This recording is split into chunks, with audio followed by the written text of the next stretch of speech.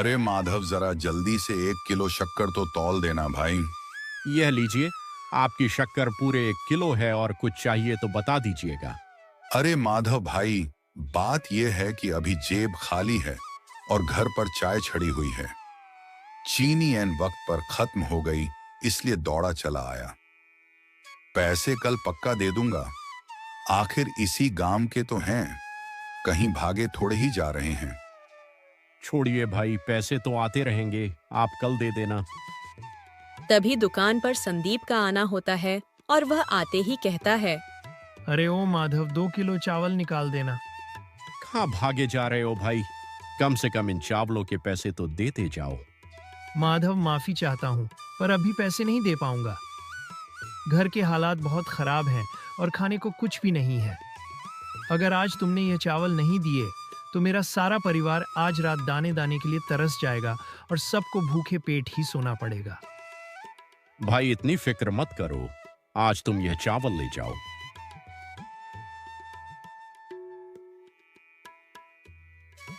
अगले दिन संदीप फिर दुकान पर आया और उधारी पर सामान ले गया। अब तो यह उसका रोज का काम हो गया था और वह लगातार उधार मांगने लगा। अरे माधव भाई, तुम सबको इतना उधार क्यों बांटते हो? क्या तुम्हें घाटा नहीं होता? और नया माल खरीदने के लिए तुम्हारे पास पैसे कहां से आते हैं? भगवान की कृपा से दुकान में कोई कमी नहीं है, इसलिए मैं जरूरतमंदों को उधार देने से पीछे नहीं हटता। यह सब गांव के ही तो लोग हैं, देर सवेर पैसे दे ही देंगे। हमें एक दूसरे की सहायता करनी चाहिए, खासकर जब कोई मुश्किल में हो। जैसे संदीप को ही ले लो, वह बहुत मजबूर था।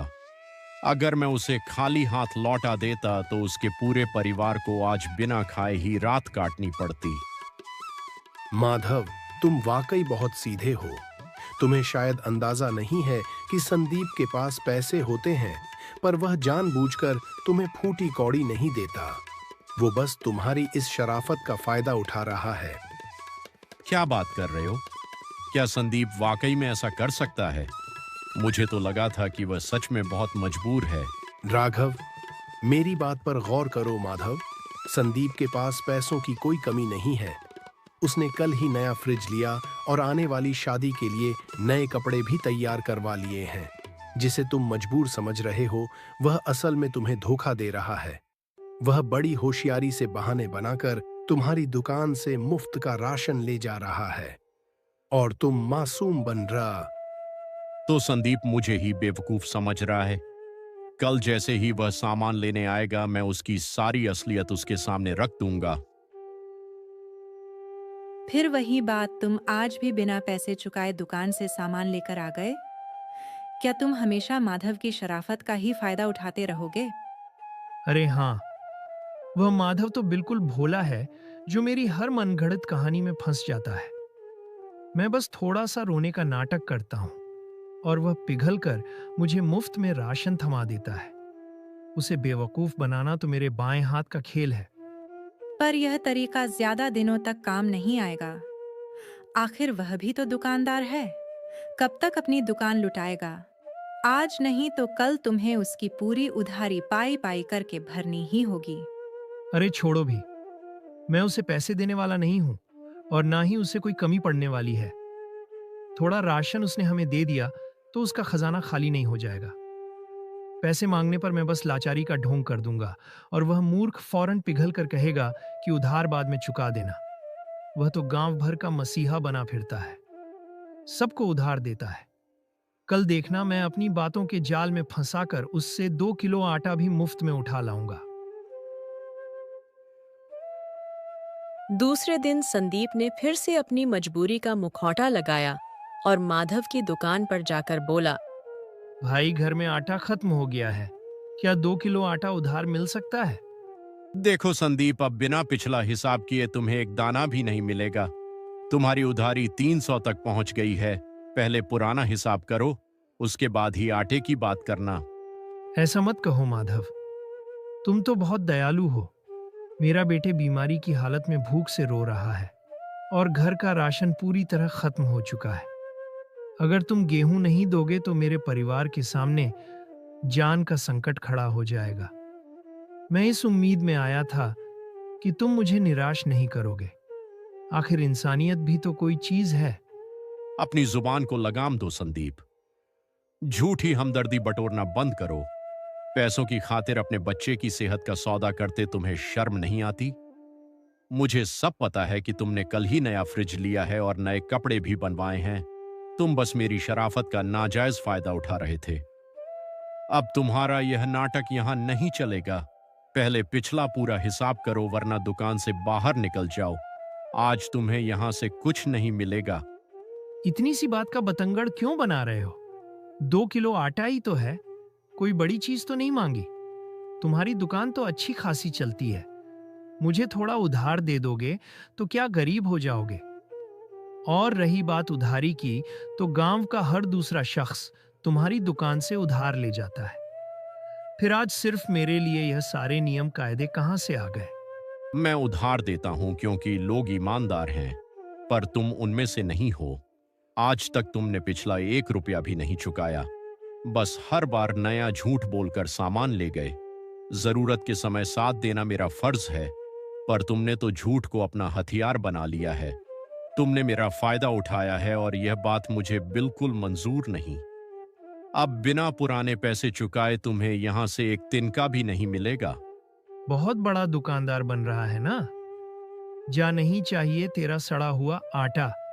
पर मेरी एक बात लिख कर रख ले, जिस दुकान के भरोसे तू आज मुझे बेइज्जत कर रहा है, वह एक दिन ताले में बंद होगी। तब तुझे पता चलेगा कि अपनी अकड़ दिखाना कितना भारी पड़ता है। तुम्हारे कोसने से कुछ नहीं होने वाला संदीप। मुझे अपने कर्मों और अपने ईश्वर पर पूरा भरोसा है।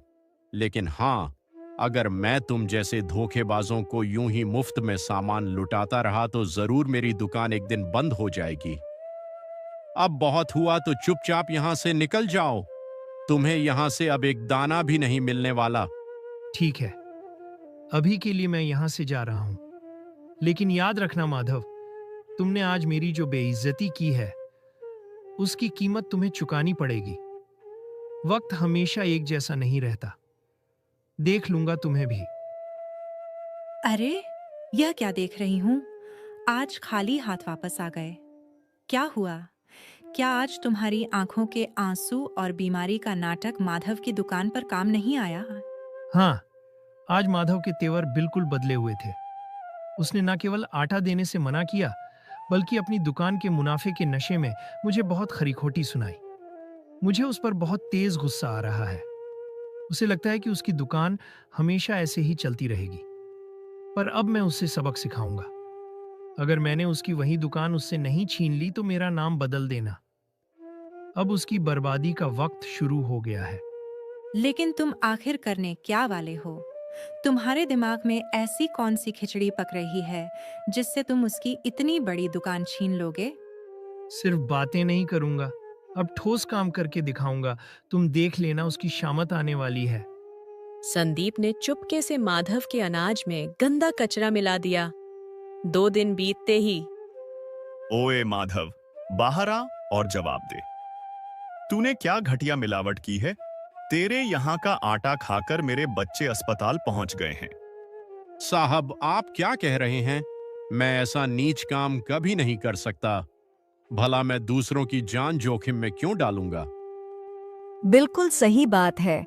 कल मैं भी चावल ले गई थी, पर उसमें सफेद प्लास्टिक जैसे नकली चावल मिले थे।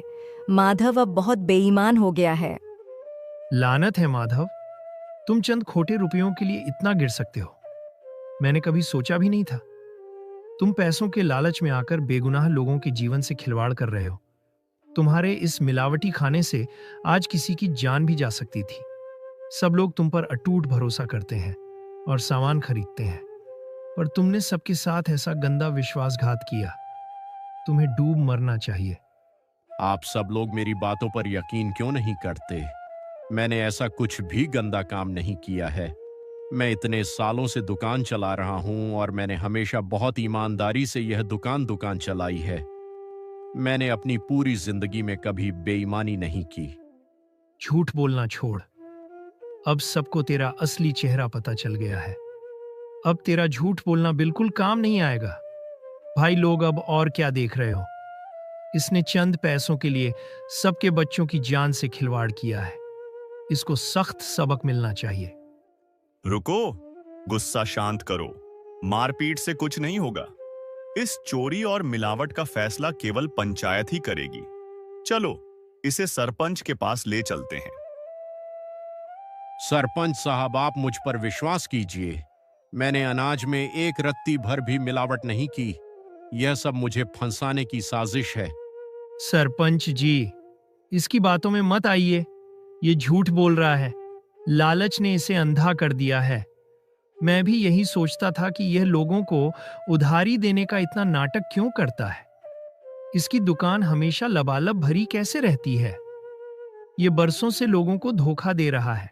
यह गांव वालों की सेहत से खिलवाड़ है। इसे सजा मिलना बहुत जरूरी है।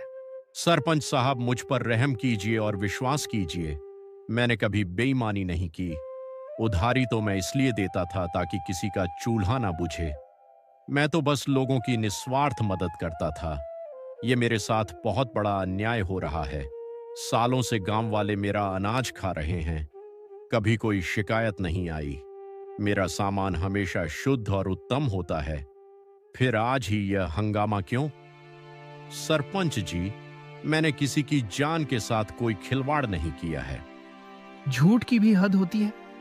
सरपंच साहब, मैंने अपनी आंखों से इसे गंदगी मिलाते देखा है। मैं इसका जिंदा गवाह हूं। ये धंधा इसका काफी दिनों से चल रहा है। पहले कम मिलावट थी तो सब हजम कर जाते थे, पर अब इसका लालच इतना बढ़ गया कि इसने मिलावट की मात्रा बढ़ा दी।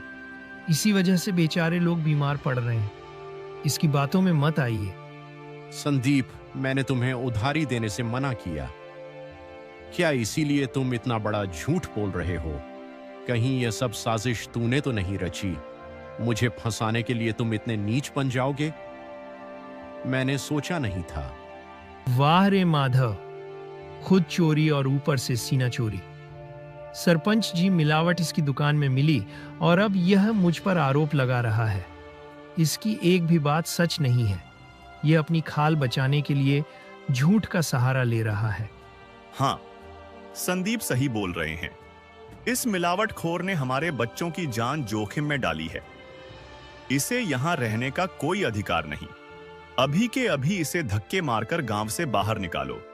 चलो सब लोग, इसकी दुकान पर ताला लगाओ। माधव, तुमने सबको अंधेरे में रखा।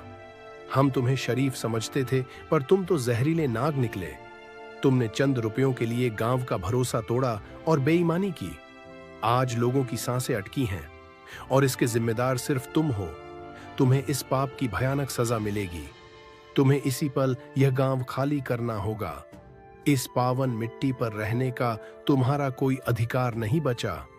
नहीं नहीं सरपंच जी, मैं पूरी तरह बेकसूर हूं। मेरी एक आखिरी बात तो सुनिए। ऐसा अनर्थ मत कीजिए। मैं गांव छोड़कर अकेला कहां जाऊंगा? वह दुकान ही तो मेरी रोजी रोटी और कमाई का एकमात्र जरिया है। मैं बाहर क्या काम करूंगा? कहां रहूंगा? लालच के वक्त तुम्हें अपनी मर्यादा याद रखनी थी। बेईमानी करने से पहले अपना भविष्य सोचना था। अब हम सब ने मिलकर फैसला कर लिया है और पूरा गांव एकमत होकर कहता है कि तुम्हें यहां से जाना ही पड़ेगा। अपना बोरियां बिस्तर उठाओ और निकलो। माधव पूरी तरह टूट चुका है। वह अपनी दुखी पत्नी सरला के साथ चुपचाप अपना झोला उठाकर गांव से बाहर निकल जाता है। ये सब क्या से क्या हो गया? मुझे यकीन नहीं हो रहा कि ऐसा भी कुछ होगा। आपकी ईमानदारी और मेहनत को पूरा गांव जानता था। इतने सालों में कभी दाग नहीं लगा, फिर आज ही यह आफत कैसे आ गई? ये झूठा कलंक आप जैसे नेक इंसान पर कैसे लग गया? मेरी समझ से बाहर है सब। मैं भी यही सोच रहा हूं, पर यह किसी की सोची समझी साजिश है। मेरा शक तो सीधा संदीप पर ही जाता है। उस दिन जब मैंने उसे मुफ्त अनाज देने से इनकार किया, तभी से वह नफरत पा लेता। पक्का उसने ही यह सब षड्यंत्र रचा है ताकि मैं बर्बाद हो जाऊं। मेरी बात मान लेते तो आज यह दिन न देखना पड़ता। उधारी देना है, पर आपने ही उसे सिर पर चढ़ा रखा था। अब देख लिया एहसान का बदला। उसने आपको गांव से बेदखल करवा दिया। मदद का यही सिला मिला आपको। अब जो हुआ सो हुआ सरला। हमें जल्द ही अपने रहने का पक्का इंतजाम करना होगा। पुरानी बातों को याद करने से अब कुछ नहीं बदलने वाला है। हमें अब नया ठिकाना ढूंढना ही पड़ेगा। सरला और माधव दूसरे अनजान गांव में जाकर रहने लगते हैं। रहने की छत मिल गई, पर अब पेट की आग बुझाने के लिए पैसों का इंतजाम करना होगा। हमें जल्द ही नया काम खोजना पड़ेगा। मैं हार नहीं मानूंगा और काम ढूंढ कर ही रहूंगा। आप परेशान मत होइए, हम अपना छोटा सा काम शुरू करेंगे। मैं बढ़िया मसालेदार समोसे बनाऊंगी और आप उन्हें बाजार में ले जाकर बेच देना। मेहनत करेंगे तो बरकत जरूर होगी। क्या कहते हैं आप? यह काम सही रहेगा ना? बिल्कुल ठीक। अब यही हमारा रास्ता है। सरला घर पर खस्ता और चटपटे समोसे तैयार करती है। माधव उन समोसों को लेकर मुख्य बाजार में बेचने की तैयारी में बैठ जाता है। खस्ता और मजेदार समोसे, घर जैसा स्वाद एक बार खाओगे तो दीवाने हो जाओगे। समोसे ले लो। अरे भाई, समोसे तो देना। लीजिए, गर्मा गर्म जरा चक्कर देखिए साहब। स्वाद में लाजवाब है। आपको पक्का मजा आ जाएगा। घर के शुद्ध मसालों से बने यह ताजा समोसे हैं। क्या बात है, तुम्हारे बनाए समोसे तो वाकई में बहुत ही लाजवाब और स्वादिष्ट हैं। इन्हें खाकर दिल खुश हो गया। वाकई बहुत अच्छे हैं। ये लो तुम्हारे समोसे के पैसे। धीरे धीरे माधव की दुकान पर ग्राहक आने लगते हैं और पहले ही दिन उसकी तगड़ी कमाई होती है। घर लौटकर बताने पर सरला भी बहुत खुश हो जाती है। अगले दिन जब माधव दोबारा समोसे बेचने बाजार पहुंचता है तो वहां संदीप आ जाता है। माधव की बढ़ती हुई भीड़ देखकर वह जल भुन जाता है और गुस्से में कहता है, पागल मत बनो, इस ठग से समोसे मत लो। ये नंबर 1 का जालसाज है। तुम अनजान हो, पर इसे गांव से जलील करके निकाला गया है। किराने की दुकान की आड़ में ये लालची इंसान मिलावटी चीजें बेचता था और लोगों की सेहत खराब करता था। इसने इन समोसों में भी पक्का कोई गंदगी मिलाई होगी। इससे खरीदारी करना अपनी जान को खतरे में डालना है। इस गंदे इंसान के झांसे में मत आओ और फौरन यहां से हट जाओ। संदीप की कड़वी बातें सुनकर लोग उसकी बातों में आ जाते हैं। देख लिया मेरा जलवा, अब तेरा समोसा कोई छकेगा भी नहीं। उस दिन उधार मांग रहा था तो बड़ी शर्तें लगा रहा था। अब भुगत अपनी अक्कड़ का नतीजा। कहाँ गई वो किराने की दुकान और वो ठसक? अब समोसे की टोकरी लेकर घूम, फिर भी कोई पास नहीं भटकेगा। तेरी किस्मत में अब सिर्फ भूखा मरना ही लिखा है। देख लेना। शर्म कर संदीप, एहसान फरामोश कहीं के। आखिर मैंने तेरा क्या बिगाड़ा था? जब तुझे जरूरत थी तो मैंने ही मदद की थी और आज तू ही मेरी जड़ काट रहा है। इतना गिर गया तू लालच में। याद रख, दुनिया की अदालत भले ही चुप रहे पर ऊपर वाला सब हिसाब रखता है। एक दिन तुझे अपनी करने का फल जरूर जरूर भुगतना होगा। तुझे लगता है तू जीत गया, पर यह तेरी सबसे बड़ी भूल है। ऐसा कहकर माधव चुपचाप अपनी टोकरी उठाता है और वहां से चला जाता है। समोसे वैसे के वैसे ही हैं। ये क्या आज समोसे नहीं बिके? आपकी शक्ल इतनी उतरी हुई क्यों है? क्या किसी ने कुछ कहा है? माधव ने सरला को संदीप की पूरी करतूत सुनाई। हार न मानते हुए अगले दिन माधव फिर से समोसे बेचने के लिए निकला।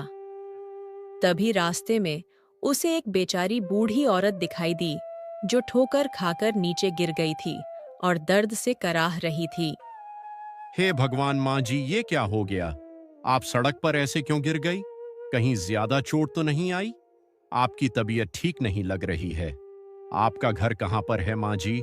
मुझे जल्दी से बताइए। बेटा, बस कमजोरी से चक्कर आ गए थे। घर यहीं करीब है, मैं चली जाऊंगी। कोई बात नहीं, मैं आपको घर तक छोड़ देता हूँ। माधव उस बुजुर्ग महिला को सुरक्षित घर पहुंचा देता है। माँ जी उसे दुआएं देती हैं, पर जब वह समोसे बेचने वापस अपनी जगह पहुंचता है तो वहां सन्नाटा होता है। उसकी पूरी टोकरी चोरी हो चुकी होती है। हे ईश्वर, अभी तो टोकरी यहीं थी। आखिर कौन चुरा ले गया? अब मैं क्या बेचकर पैसे कमाऊंगा? लगता है आज किस्मत में खाली हाथ घर लौटना ही लिखा है। एक तो कमाई नहीं हुई, ऊपर से सामान भी खो गया। थका आहारा और खाली हाथ माधव घर लौटता है। वह सरला को बताता है, दुखी क्यों होते हो? ऊपर वाला हमारी ही परीक्षा ले रहा है शायद। देखना, एक दिन खुशियों की सुबह जरूर आएगी। यह बुरा दौर भी बीत जाएगा। बस आप हिम्मत और हौसला बनाए रखिए, सब बेहतर हो जाएगा। अगले दिन माधव फिर से समोसे लेकर बाजार की अपनी पुरानी जगह पहुंचता है। तभी एक अजनबी आदमी आता है और कहता है, भाई, मुझे तुम्हारी मदद की बहुत जरूरत है। मेरे यहाँ बहुत सारे अनाथ बच्चे हैं जिनका इस दुनिया में कोई नहीं। आज उनके खाने का कोई इंतजाम नहीं कर पाया और वे सब भूखे हैं। मुझ पर उपकार करो और यह समोसे दे दो। अभी मेरे पास पैसे नहीं हैं, पर जैसे ही इंतजाम होगा मैं तुम्हें छूता कर दूंगा। वे मासूम बच्चे भूख से तड़प रहे हैं। माधव को उस आदमी की बात सुनकर तरस आ जाता है। वह अपनी गरीबी और कल के नुकसान को भूलकर बिना कुछ सोचे अपनी टोकरी के सारे समोसे उसे दे देता है। तुम्हारा बहुत बहुत धन्यवाद भाई। सच में तुम्हारा दिल बहुत बड़ा है जो तुमने आज यह समोसे दिए। देख लेना, एक दिन ऊपर वाला तुम्हें इसके बदले बहुत कुछ देगा। तुम्हें ईश्वर सदा खुश रखे। अब मैं चलता हूं भाई। लगातार दूसरे दिन माधव खाली हाथ घर वापस आता है। उसकी जेब खाली थी। क्या हुआ जी, आप इतने खामोश क्यों हैं? आज तो समोसे सारे बिक जाने चाहिए थे। आज फिर बाजार में कुछ नहीं मिला। एक इंसान आया और बोला कि अनाथ बच्चे भूख से तड़प रहे हैं। मैंने दया में आकर उसे अपनी पूरी टोकरी दे दी। आज भी एक पैसा नहीं ला पाया। बस यही सोचकर दुखी हूं कि अब हमारा क्या होगा। ये सब सोचकर दोनों बहुत निराश हो जाते हैं। घर में न राशन था और न ही जेब में पैसे। जी, रसोई में कुछ भी नहीं बचा। सुबह बनाए हुए सिर्फ 4 समोसे ही बचे हैं। मैंने सोचा था आप कमाकर लौटेंगे तो रसोई सजेगी, लेकिन आज तो उन ठंडे समोसों से ही पेट की आग बुझानी होगी। तभी अचानक बाहर तेज बारिश शुरू होने लगती है। बिजली कड़कती है और उनके घर में एक साधु आते हैं। वे पूरी तरह भीगे हुए थे।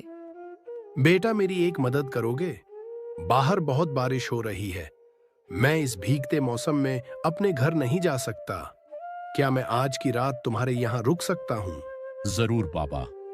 इतने तूफान में हम आपको बाहर कैसे जाने दे सकते हैं? बाहर का रास्ता बहुत खराब है। आप सुबह होने पर ही यहाँ से जाइएगा। बाबा, आपको भूख लगी होगी ना? बाहर इतनी ठंड और बारिश है। सच कहूं तो भूख से जान निकल रही है बेटा। इस बूढ़े शरीर में अब हिम्मत नहीं बची। जो कुछ भी सूखा घर में हो वहीं दे दो। सरला, जो समोसे रखे हैं वो बाबा को खिला दो। मेहमान भगवान का रूप होता है। हम अपना पेट काट कर भी इनका पेट भरेंगे। आखिर ये हमारे घर आए हैं तो इन्हें तृप्त करना हमारा धर्म है। हम पानी पीकर रात काट लेंगे। आपकी बात सही है। खाना बाबा को ही दे देते हैं। हमारी भूख तो बर्दाश्त हो जाएगी, पर इन बुजुर्ग को खाली पेट देखना ठीक नहीं। हम आज पानी पीकर सो जाएंगे। माधव सारे समोसे बाबा को दे देता है। बाबा खाकर सो गए। पर सुबह वहां कोई नहीं था। उनकी जगह सोने के सिक्कों से भरा मटका था। माधव और सरला यह देखकर दंग रह गए। उन्हें अपनी आंखों पर यकीन नहीं हुआ। हे भगवान, इतने सारे सोने के सिक्के, आखिर वह बाबा कहाँ चले गए? बाबा को ढूंढते ढूंढते दोनों गांव के बाहर तक गए, पर वहां सन्नाटा था और बाबा कहीं नहीं थे। आखिर वे घर वापस आ गए। उस मटके को देखकर उन्हें अब भी सब चमत्कार लग रहा था। देखो सरला, ईश्वर खुद चलकर हमारे दरवाजे आए थे। हम उन्हें पहचान नहीं पाए, पर उन्होंने हमारी नीयत देख ली। यह सोने के सिक्के उन्हीं का आशीर्वाद है। अब हम कभी भूखे नहीं सोएंगे। भगवान ने हमारी सुन ली। बिल्कुल सही कहा आपने। मुझे यकीन था कि ईश्वर हमारी परीक्षा ले रहे हैं। आपने कभी किसी का बुरा नहीं चाहा और हमेशा नेकी के रास्ते पर चले।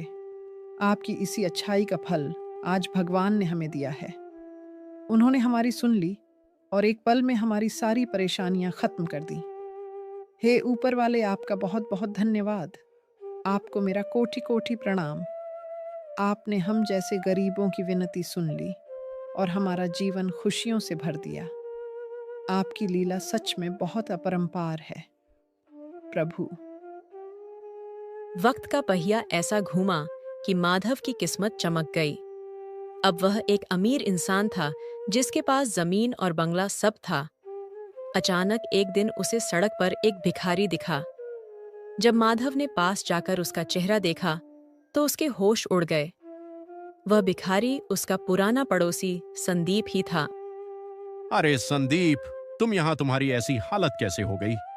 तुम सड़क पर भीख मांग रहे हो। कहाँ गया तुम्हारा वह सारा धन और घमंड? तुम्हें इस हाल में देखकर मुझे बहुत दुख हो रहा है।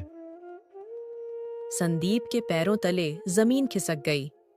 माधव की अमीरी देखकर उसे बहुत बड़ा झटका लगा। वह शर्म के मारे झुक गया और उसे समझ नहीं आया कि माधव से क्या कहे। क्या बताऊं माधव भाई, मेरे बेटे की तबीयत बहुत खराब है। उसके ऑपरेशन के लिए डॉक्टर साहब ने बहुत पैसे मांगे हैं। उसके इलाज के चक्कर में मेरे खेत खलिहान तक बिक गए। अब मेरे पास कुछ नहीं बचा, इसीलिए मजबूरी में भीख मांग रहा हूं। तुम फौरन उठो भाई, परेशान मत हो। मैं खुद तुम्हारे बच्चे का इलाज करवाऊंगा। वह जल्दी ठीक होकर घर आएगा। तुम फालतू की चिंता छोड़ दो। माधव अपनी पुरानी दुश्मनी भुलाकर बच्चे का इलाज करवा देता है। इतना ही नहीं, उसने संदीप को कुछ नगद पैसे भी दिए ताकि वह अपना गुजारा कर सके। संदीप की आंखें नम हो गईं। माधव, मैं माफी के काबिल नहीं हूं। मैंने तुझे बहुत सताया, पर तूने बदले में मेरे बच्चे की जान बचा ली। मेरी बुद्धि भ्रष्ट हो गई थी जो मैंने एक सच्चे और ईमानदार दोस्त को धोखा दिया। आज मेरी आंखें खुल गई हैं। तुम सच में महान हो। मुझे अपने छोटे भाई की तरह माफ कर दो। चलो संदीप, जो हुआ सो हुआ। तुझे पछतावा है तो मेरी कोई नाराजगी नहीं। अब सारा ध्यान अपने बच्चे पर लगाओ। घर जाओ और उसे ठीक करो। कभी भी कोई परेशानी आए तो याद करना, मैं मदद के लिए हमेशा तैयार हूं। मैं ऐसे खाली हाथ घर नहीं लौटूंगा। आज पूरे गांव को पता चलना चाहिए कि तू कितना नेक है। मैं पंचायत के सामने अपने पापों का घड़ा फोड़ना चाहता हूं। तू मेरे साथ चल और सबको सच बताने दे। संदीप माधव को अपने साथ अपने पुराने गांव लेकर जाता है। वह पंचायत बुलाकर सारे लोगों के सामने हाथ जोड़कर माफी मांगता है। वह सबको सच बताता है कि माधव कितना ईमानदार और नेक है। धिक्कार है तुम पर संदीप। अपनी लालच के लिए तुमने एक मासूम को बदनाम किया। माधव जैसा हीरा इंसान तुम्हारी वजह से दर दर भटका। आज तेरा पाप सबके सामने है। अब तुझे कोई नहीं बचा सकता। रुक जाइए, गुस्से से काम मत लीजिए। संदीप बदल चुका है, तभी तो उसने खुद आकर अपनी गलती मानी है। मुझे उससे कोई गिला शिकवा नहीं, तो आप क्यों हाथ उठा रहे हैं? बेचारे ने अपनी सजा भुगत ली है। मेरी प्रार्थना है कि इसे एक मौका और दें। यह दोबारा ऐसी गलती नहीं करेगा। संदीप की गलती माफी लायक नहीं है। इसने तुम्हारे साथ भी बहुत गलत किया है, फिर भी तुम इसे छोड़ रहे हो। सच में माधव, तुम्हारा दिल बहुत बड़ा है। तुम्हारी जगह कोई और होता तो इसकी मदद कभी नहीं करता। तुम्हारे कहने पर ही हम इसे छोड़ रहे हैं, वरना इसे आज हम अच्छा सबक सिखाते। सरला, आज मुझे समझ आया कि जो होता है अच्छे के लिए होता है। उस दिन गांव ना छोड़ा होता तो आज हम इतने बड़े आदमी ना बनते। वक्त हमें सिखाता है कि मुसीबत के बाद ही सुख मिलता है। यह सब ईश्वर की एक परीक्षा थी जिसमें हम सफल रहे। आज हमारे पास सम्मान भी है और संपत्ति भी।